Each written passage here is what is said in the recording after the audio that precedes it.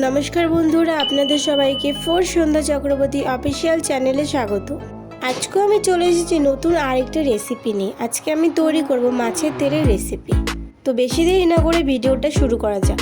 প্রথমে আমি আলুগুলো কেটে নিয়েছি। আলুগুলোকে একদম সরু সরু করে কাটতে হবে। এখানে তোমরা দেখতে পাচ্ছ আমি কতটা সরু করে কেটে নিয়েছি। এখানে আমি 5 থেকে 6টা আলু কেটে নিয়েছি।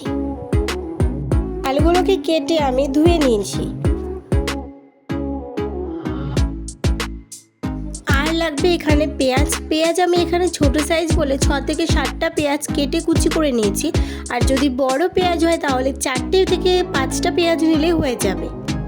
আর কাঁচা লঙ্কা নিয়েছি 10 থেকে 15টা। এবার কেউ যদি ঝাল বেশি খায় সে আরও বেশি ঝাল নিতে পারে, কম খেলে আরও কম লঙ্কা নিলেও কোনো অসুবিধা নেই। আর নিয়েছি রুই মাছের তেলগুলোকে আমি বেছে ভালোভাবে ধুয়ে নিয়েছি।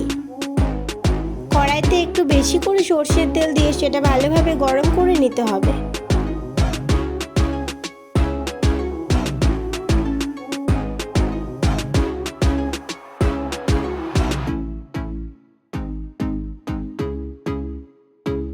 প্রথমে পেঁয়াজ কুচিগুলো দিয়ে দেবো। এরপর এর মধ্যে আমি চিড়ে রাখা লঙ্কাগুলো দিয়ে দেবো। পেঁয়াজের লঙ্কাগুলোকে ভেজে নেব।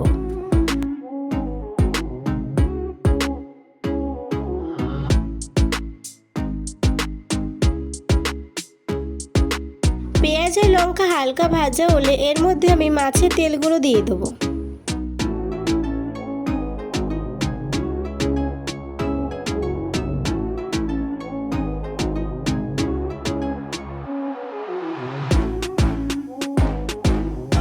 মাছের তেল কিছুটা ভাজা হয়ে গেলে এর মধ্যে আমি আগে থাকতে কেটে রাখা আলুগুলোকে দিয়ে দেবো।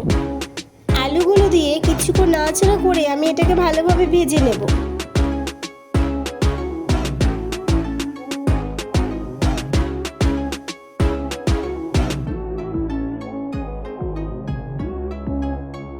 স্বাদ মতো লবণ দিয়ে দেবো।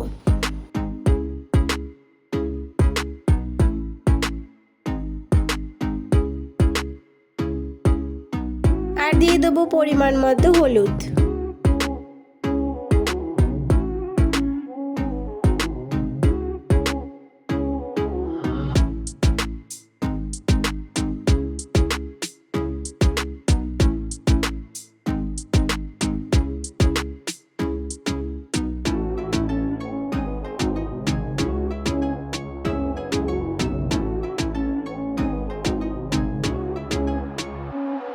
বেশ খানিকটা ভাজা হয়ে গেছে। এরপর এর মধ্যে আমি লঙ্কার গুঁড়ো দিয়ে দেবো।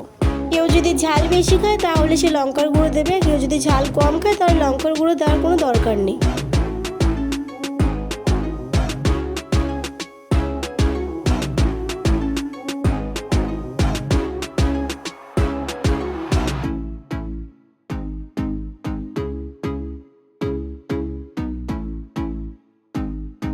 এখানে কোনো জল দেব না, পুরোটা তেলেই ভাজা হবে।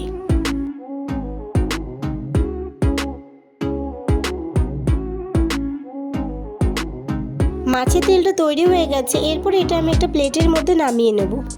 ভিডিওটা যদি ভালো লেগে থাকে তাহলে বন্ধুরা সাবস্ক্রাইব করে লাইক করে পাশে থেকো। ভিডিওটা শেষ পর্যন্ত দেখার জন্য ধন্যবাদ।